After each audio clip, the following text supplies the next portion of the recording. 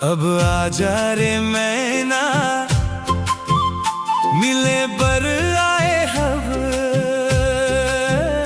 बही गांव के बाजार माँ। ले दे हूँ चूड़ी, ले दे हूँ कंगन, औ पहना हूँ पायल पाँव माँ। रिम झिम बूंद परे, जियरा मोर डोलेगा, प्यारे चसुरता माँ, मन मोर डोलेगा। चमके बिंदिया, खनके चूड़ी, मन मोर हिले तोर नाम सुके। माया के डोरी बंधे हवई, अब तो संग चलना हर जन्म तय। बही गांव के बाजार माँ, माया के फूल खिले, माया के फूल खिले। संग संग चलबो जिंदगी भर मिले, संग संग चलबो। अब आजा रे मैना, मोर मन तोरेगा, मोर मन तोरेगा।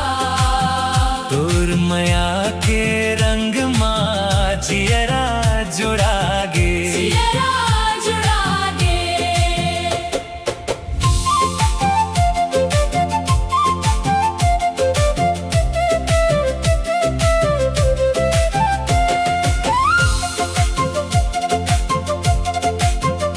बही गांव के बाजार माँ, संग तोर पाछू चलहूँ।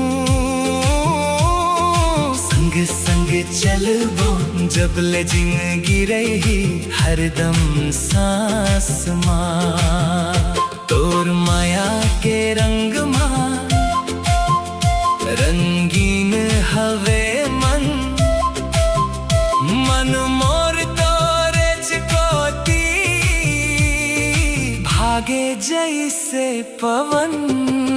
चमके बिंदिया, खनके चूड़ी, मन मोर हिले तोर नाम सुके।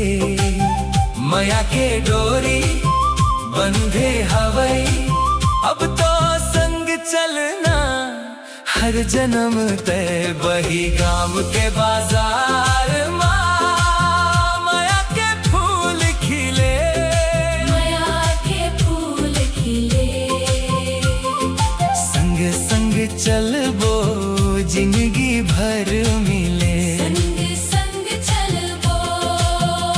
अब आजा रे मैना, मोर मन तोरेगा, मोर मन तोरेगा। तोर माया के रंग माँ, जियरा जुड़ागे, जियरा जुड़ागे। संग तोर जीवन औ संग तोर मरबोन, माया के बंधन माँ, जियरा जुड़ागे। वादा करे हम निभाऊं 7 जन्म, तोर हाथ धर के चलहूँ हरदम। बही गांव के बाजार माँ, माया के फूल खिले, माया के फूल खिले। संग संग चलबो जिंदगी भर मिले, संग